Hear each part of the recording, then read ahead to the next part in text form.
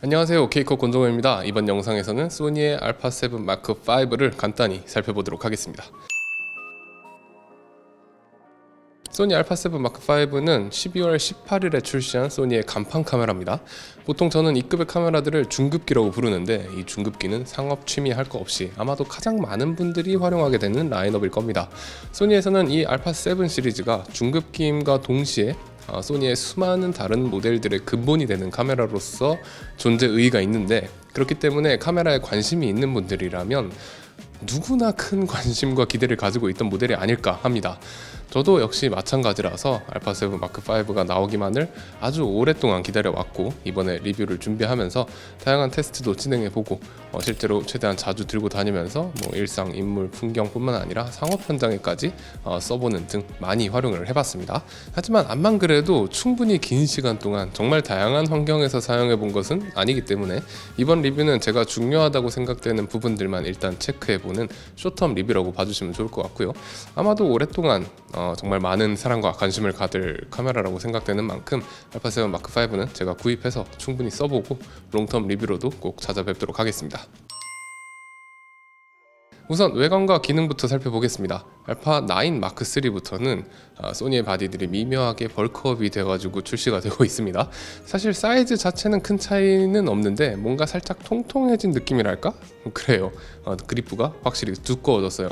그래서 그런지 확실히 손에 감싸 주었을 때 쥐는 느낌이 좋아졌습니다. 무게도 꽤나 증가를 하긴 했는데 α7 마크 5는 배터리, 메모리를 포함해서 695g으로 전작인 α7 마크 4가 658g이었던 거에 비해서 40g 정도 무게가 늘어났어요. 하지만 좋아진 그립감 덕분에 무거운 렌즈를 끼웠을 때는 오히려 더 편한 느낌이 있었고요. α 마크 2와 거의 동일한 그립감을 가지고 있다, 이렇게 말씀을 드립니다. 이외에 조작계는 전작인 α7 마크 4와 거의 동일합니다. 각종 버튼과 다이얼 등의 위치가 완전히 똑같아요.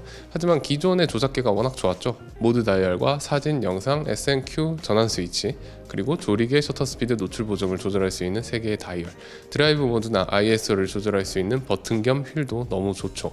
거기에 커스텀 버튼도 많고 조작감 좋은 조이스틱까지.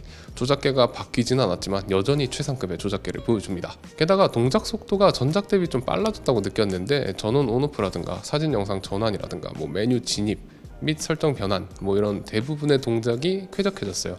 이 동작 속도는 좋아진 그립감과 여전히 좋은 조작계에 더해가지고 α7 마크 5의 전체적인 조작 경험을 정말 쾌적하게 만들어줍니다.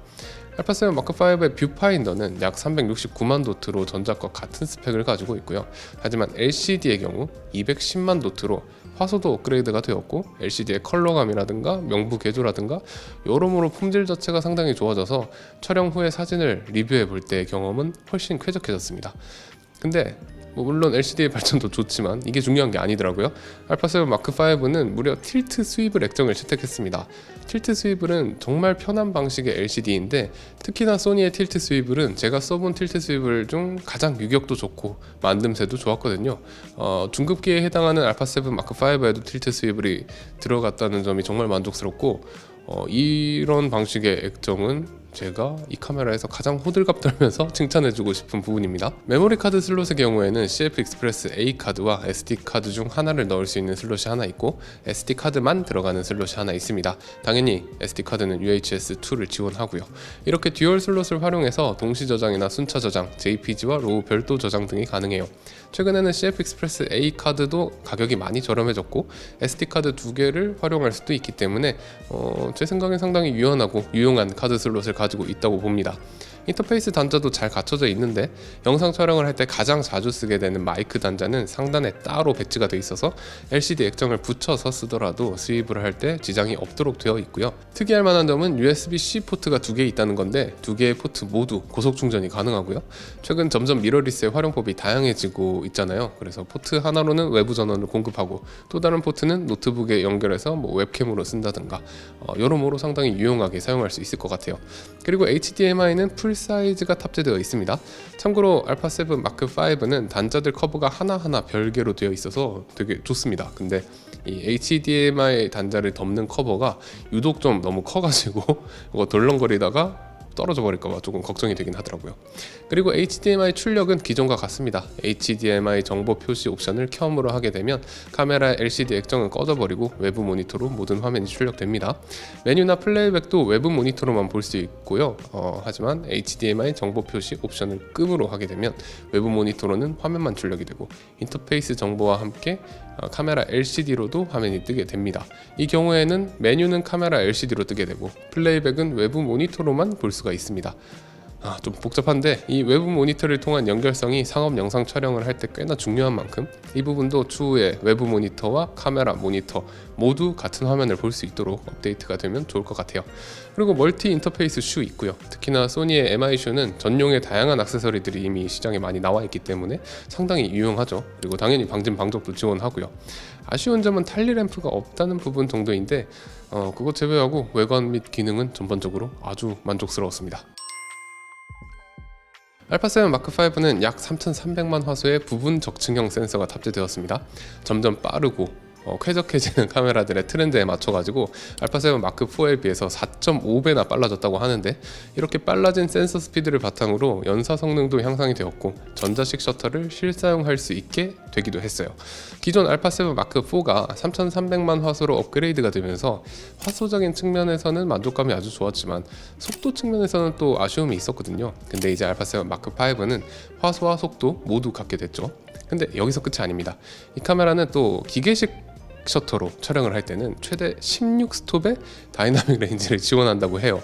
아마 DGO 기술이 적용된 것이 아닐까 하는데 이 부분은 제가 이 카메라에서 가장 특이하다고 생각됐던 부분이기도 합니다. 보통 카메라 자체 스피드가 전체적으로 올라가게 되면 이미지 퀄리티는 어느 정도 떨어지게 되고 그 사이에 어딘가를 타협해 가면서 카메라를 만드는 게 일반적이었거든요. 하지만 알파7 마크5는 부분 적층형 센서로 속도감 있는 촬영이 가능한 전자식 셔터를 제공하면서도 천천히 기계식 셔터를 쓸 때는 이미지 퀄리티도 잡을 수 있도록 세팅을 했습니다. 특히 16스톱의 다이나믹 레인지라는 표현은 어지간한 자신감이 아니면 하기 힘들 것 같아요. 대부분의 경우 심지어 44/33 판형의 중형 디지털 카메라에서도 흔히 다이나믹 레인지는 15스톱 정도로 표현하는 경우가 많거든요. 실제로도 보정 관용도가 상당히 괜찮은 편인데 알파7 마크4와 비교했을 때 보글력을 보시면 부분 적층형 센서라는 점을 감안했을 때 알파7 마크5의 보글력이 상당히 괜찮다는 모습을 볼 수가 있고요. 실제 보정이 필요한 환경에서 촬영을 하고 보정을 할 때도 상당히 쾌적한 보정 경험을 제공했습니다. 물론 16스톱의 다이나믹 레인지가 기존의 15스톱 다이나믹 레인지보다 체감될 만큼 엄청 좋으냐? 라고 물어보신다면 저는 대부분의 상황에서는 그렇지 않다라고 얘기할 수밖에 없어요. 이건 말 그대로 최대한 이상적인 환경에서 가장 이상적으로 측정한 결과가 그렇다는 말일 테니까요. 하지만 제조사에서 이렇게 몸비틀기로 어떻게든 스펙을 높여주면 저희가 이제 오랫동안 장기적으로 써볼 때 이 카메라 진짜 보정 잘 먹더라, 뭔가 모르겠지만 보정 되게 편하더라 하고 느끼게 되는 측면이 확실히 생기거든요. 특히나 중급기에선 점점 대세가 되어 갈 것으로 보이고 있는 그리고 또 언젠가는 이런 부분 적층형 센서가 보급기까지 내려가겠죠. 이게 노이즈 측면에서 약점이 있는 센서긴 하거든요. 이 16스톱의 다이나믹 레인지 확장은 실사용 구간에서의 이미지 퀄리티를 낮추지 않으면서 부분 적층형 센서 특유의 빠른 속도까지 확보하는 아주 괜찮은 아주 훌륭한 방향성을 제시한 것으로 생각이 됩니다. 제가 볼 때는 알파7 마크5에서 가장 혁신적인 기능이 아닐까 해요. 그리고 오토 화이트 밸런스를 좀 더 튜닝했다고 합니다. 개인적으로 오토 화이트 밸런스를 거의 사용하지 않는 편이기도 하고 그리고 가끔씩 사용을 했던 경험을 생각해봐도 초창기에나 소니 바디들의 화벨이 조금 하는 부분이 있었지, 특히 알파7 마크4를 비롯한 4세대 바디들 이후에는 소니의 오토 화이트 밸런스가 되게 많이 개선됐단 말이에요. 그래서 저는 소니의 오토 화벨이 크게 문제된다고 생각한 적은 없었어요. 그래서 이번에 뭐가 달라졌을까 열심히 테스트도 해보고 또 많은 촬영을 오토 화이트 밸런스로 두고 해보기도 했는데 결론적으로 일상적인 환경에서의 화벨은 기존과 대비해서 체감될 만큼 크게 차이점이 느껴지진 않았어요. 충분히 소니 특유의 투명한 화벨을 뽑아줍니다. 다만 이번에 AI 화이트 밸런스는 촬영 장면을 분석해가지고 실제 색감과 비슷하게 교정을 해준다고 하거든요. 제가 이거 겨울이라서 테스트를 해보진 못했는데 이제 흔한 상황을 예로 들자면 왜 이렇게 녹음이 우거진 숲 같은 데서 촬영을 하면 기존의 오토 화이트 밸런스는 그 녹색을 없애기 위해서 과하게 이제 컬러를 마젠타로 돌려가지고 교정을 시도하려고 하는 모습을 보이거든요. 근데 이제는 카메라가 숲에서 촬영을 한다 하면은 이제 여기가 숲이다라는 걸 알아차리고 과하게 마젠타로 교정하는 대신에 그린이 예쁘게 표현될 수 있도록 자연스러운 교정을 하는 것 같아요. 실제로 눈으로 본 것과 비슷한 환경을 꽤나 잘 맞춰주더라고요. 그러니까 제가 파악한 이 AI 화이트 밸런스라는 것은 기존 대비 좀 더 시적절하게 화이트 밸런스가 작동하도록 만든 기능이다 라고 파악을 했고요. 아마도 일반적으로 풍경이나 인물을 촬영하시는 분들에게 크게 체감이 되지 않을까 싶습니다. 그리고 연사 촬영을 할 때 오토 화이트 밸런스를 놓고 촬영을 하니까 이제 화이트 밸런스가 시시각각 바뀌어가지고 나중에 일괄로 보정을 적용시키기가 힘들더라고요. 그래서 이거 뭐지? 연사 때 이렇게 화벨이 바뀌면은 문제 있는 거 아닌가? 이렇게 어떻게 쓰라는 거지? 카메라 문제 있는 거 아니야? 하고 소니 측에다가 문의를 드렸더니 사실 카메라 문제가 아니라 저라는 인간이 문제였습니다. 이미 셔터 오토 화이트 밸런스 잠금이라고 반셔터나 연속 촬영을 할 때 오토 화이트 밸런스를 잠궈주는 기능이 있더라고요. 네, 혹시 저처럼 바보처럼 이거 왜 이래 하시는 분들이 계시지 않을까 해가지고 여기서 잠깐 말씀드려 봅니다. 아무튼 이 AI 화이트 밸런스 부분은 제가 좀 더 오랫동안 써보고 롱텀 리뷰에서 다시 한번 말씀드릴 수 있도록 하겠습니다. 연사의 경우 제가 가진 CF 익스프레스 A 카드 중 가장 빠른 노바칩스 익스트림 CF 익스프레스 A 카드로 테스트를 해봤습니다.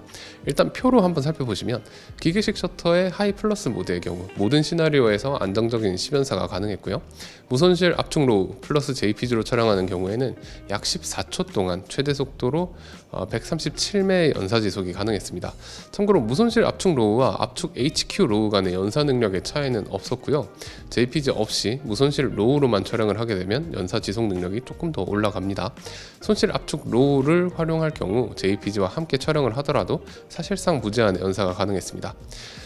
전자식 셔터의 하이 플러스 모드도 모두 안정적인 초당 30연사가 가능했습니다. 다만 무손실 압축 로우의 경우 최대 촬영 매수가 39매밖에 나오지 않아서 연사 지속력 측면에서는 아쉬운 모습을 보여주고요.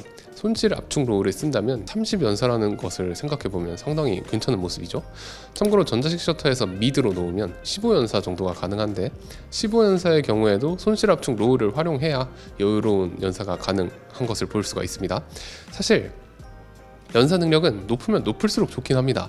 특히 뭐 화장품이나 액체류 막 이렇게 탁 떨어지고 팡 튀고 막 이런 것들 있잖아요. 이렇게 한 컷 찍을 때마다 준비 과정에 긴 상업 촬영을 한다거나 아니면 뭐 야생 동물이나 스포츠 등 순간 포착이 필요한 촬영을 한다거나 뭐 이럴 때는 연사 능력이 좋으면 좋을수록 좋은 프레임을 얻을 확률이 높아지죠. 알파7 마크5의 경우 무손실 압축 로우를 활용할 때는 연사 성능이 조금 아쉽다고 느껴질 수는 있지만 손실 압축 로우를 활용할 때는 개인적으로는 아주 좋은 연사 성능을 보여준다고 생각하거든요.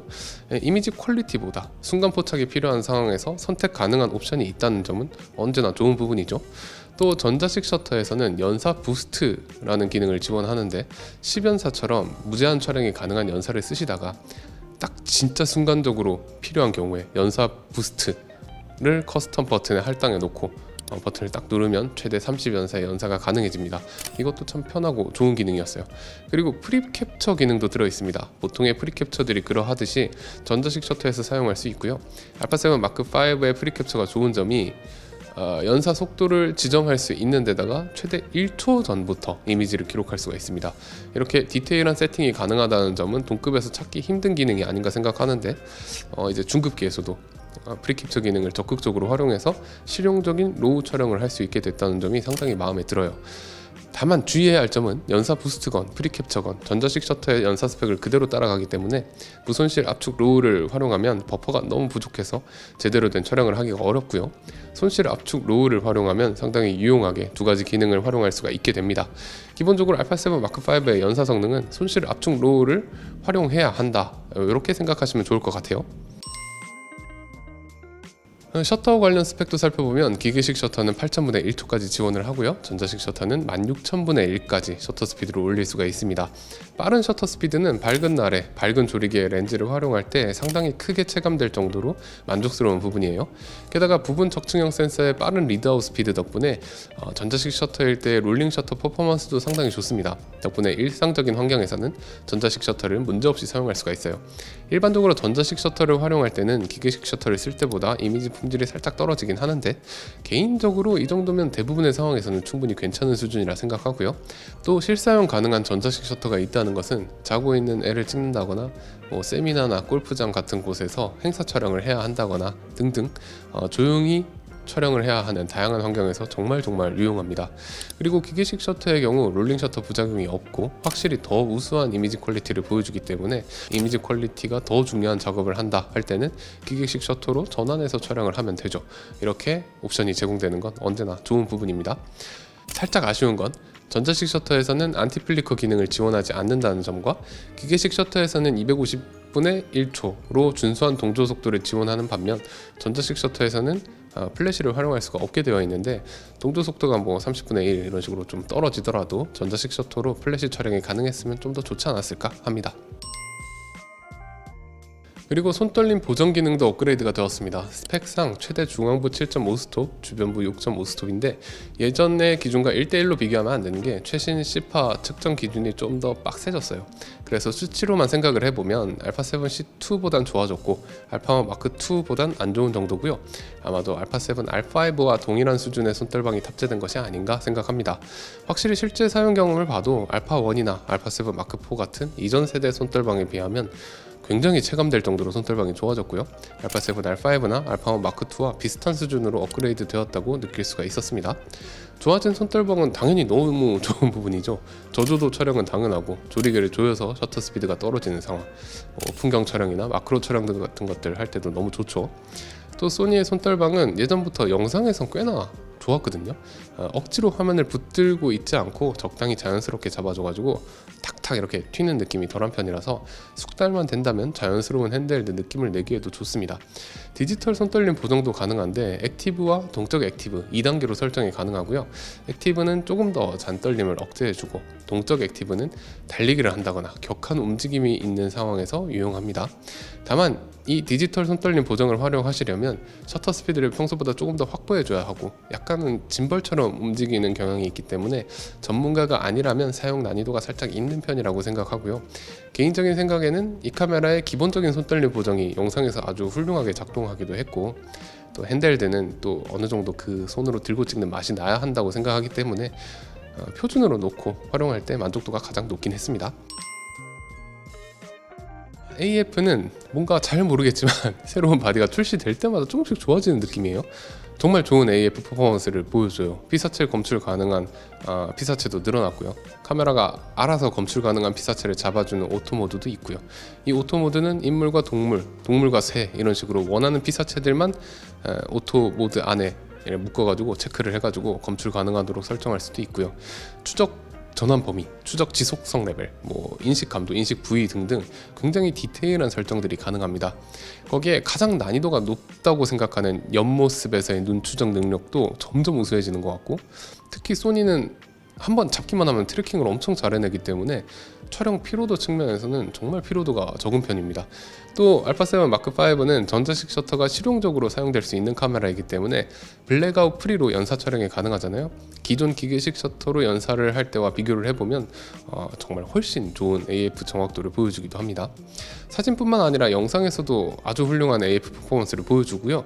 별다른 설정을 하지 않아도 충분히 부드러우면서 빠르고 정확한 AF 움직임을 구현할 수 있도록 기본 세팅되어 있어요. 너무 좋아요.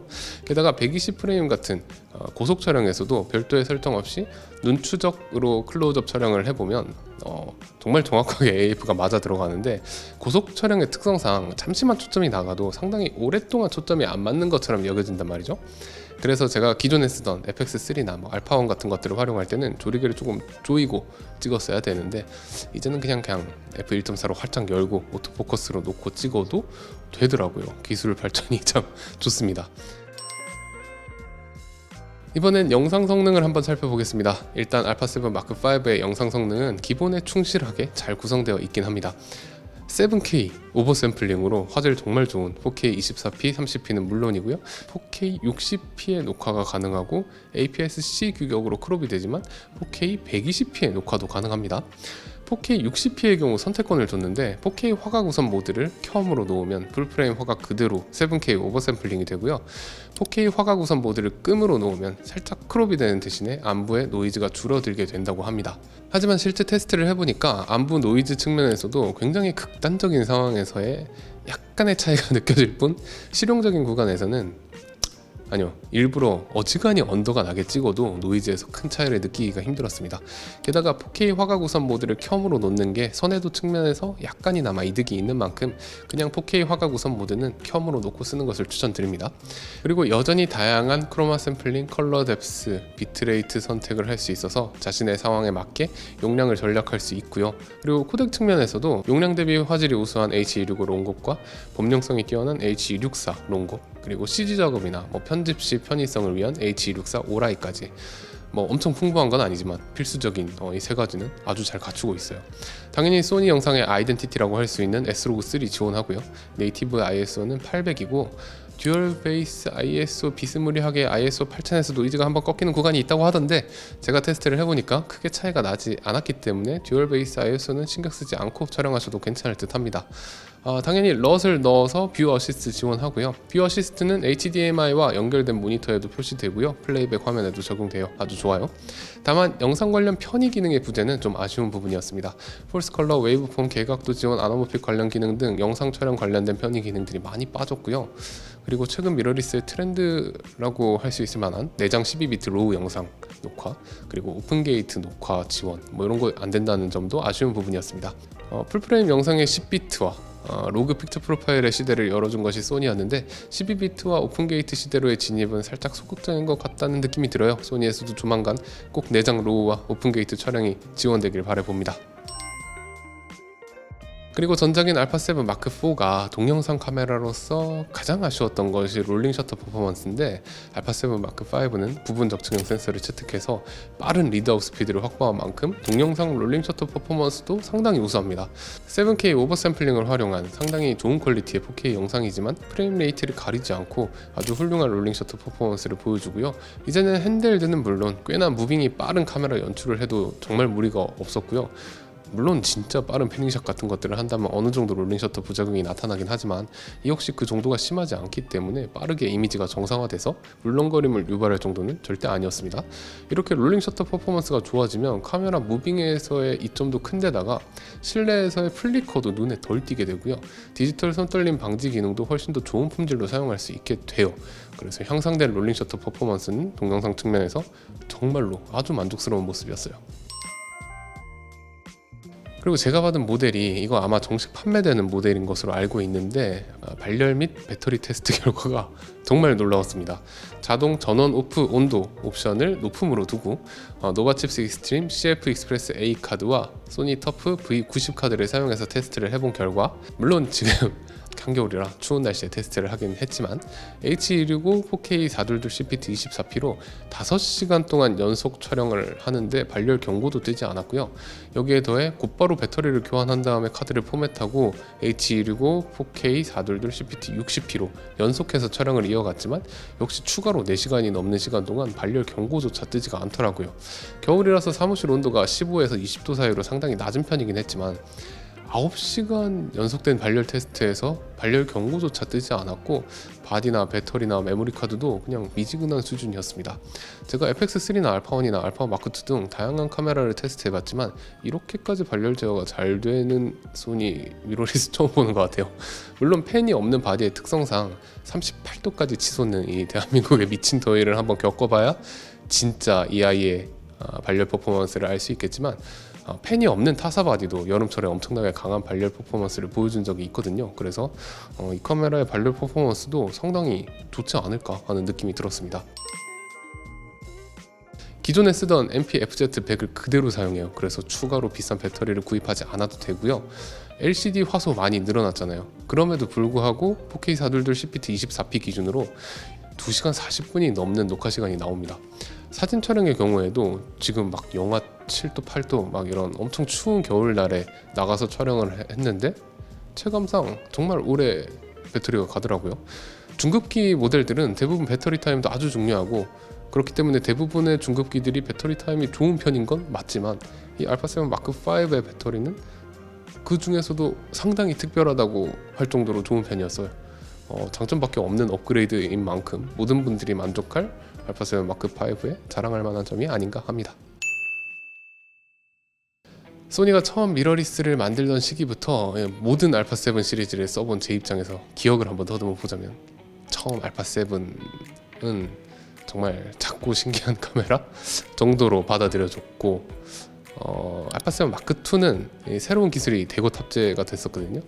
근데 얼리 어댑터들이나 쓸 것 같은 그런 느낌이었어요. 저는 얼리 어댑터라서 써봤지만 실제 일할 때 쓰긴 좀 어려웠던 것 같아요. 그리고 나온 알파7 마크3는 사실 여러모로 굉장히 충격적인 카메라였습니다. 2400만 화소에 10연사에 바디 손떨방 되고 4K 로그 픽처 프로필까지 정말 핵심적이라고 할 수 있는 기능들이 대폭 업그레이드가 돼서 나왔고 가격이 진짜 거의 나 빼곤 다 죽어라 식으로 나왔어요. 그리고 알파7 마크4에서는 3300만 화소로 화소가 업그레이드가 됐습니다. 이게 보통 다른 카메라들 2400만 화소에 머물러 있을 때 혼자서 새로운 시도를 한 거죠. 이렇다 보니까 알파7 시리즈는 약간 소니의 실험실 같은 느낌이 저는 들더라고요. 중급기는 보통 많이 팔아야 되니까 검증된 기능들 위주로 많이 넣거든요. 근데 소니는 일단 신기술 나왔어? 그냥 넣어 하는 선택을 해왔던 것 같아요. 근데 이번에 알파7 마크5의 카피가 리디파인 베이직이더라고요. 직역을 하자면 뭐 기본을 재정립한다 이 정도가 될 텐데 저는 이번 알파7 마크5의 카피가 참 어찌 보면 심심하다 싶으면서도 어찌 보면 소니의 알파7 시리즈에 절실하게 필요한 단계가 아니었나 하는 생각을 합니다. 개인적인 생각일 수도 있지만 카메라라는 장비는 정말 특이한 장비입니다. 눈으로 보여지는 스펙도 중요한데 실제 통제된 환경에서 보여줘야 하는 테스트 결과도 중요하고 그러면서 또 통제되지 않은 실제 세계 속에서 촬영된 결과물도 대중적으로 만족스러워야 돼요. 거기에 프로들을 위한 촬영 편의 기능이라든가 이미지 퀄리티를 높여주는 혁신성이라든가 이런 것도 중요하고 근데 그러면서도 초보자들을 위해서 뭐 필터도 넣어줘야 되고 자동 기능도 개발해야 되고 필름 색감이니 뭐 피부 뽀샤시 기능이니 이런 트렌드 같은 것들도 따라갈 줄 알아야 돼요.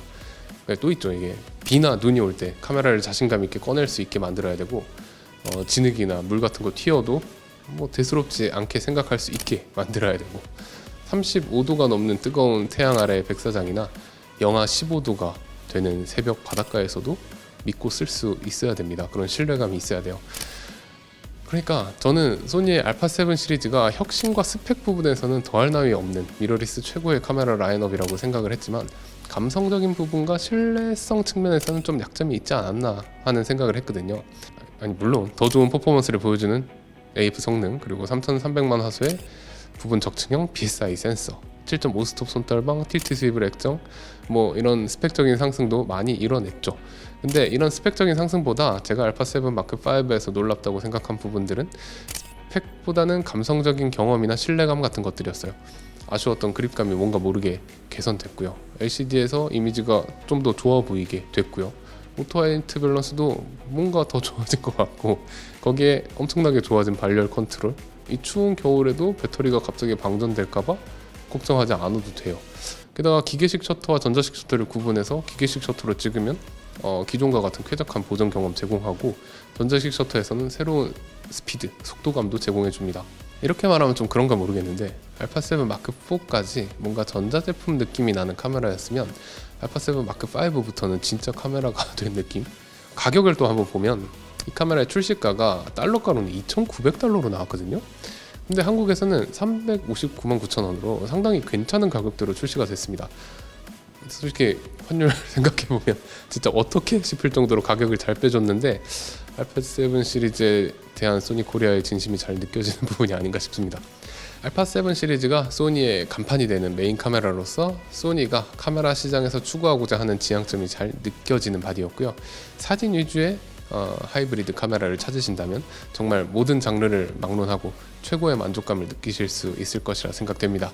네, 이번 영상은 소니 알파7 마크 5의 쇼텀 리뷰였고요. 영상이 도움이 되셨다면 좋아요와 구독 한 번씩 부탁드리고 궁금한 점 있으시면 댓글 남겨주세요. 지금까지 OK컷 권동호였습니다. 감사합니다.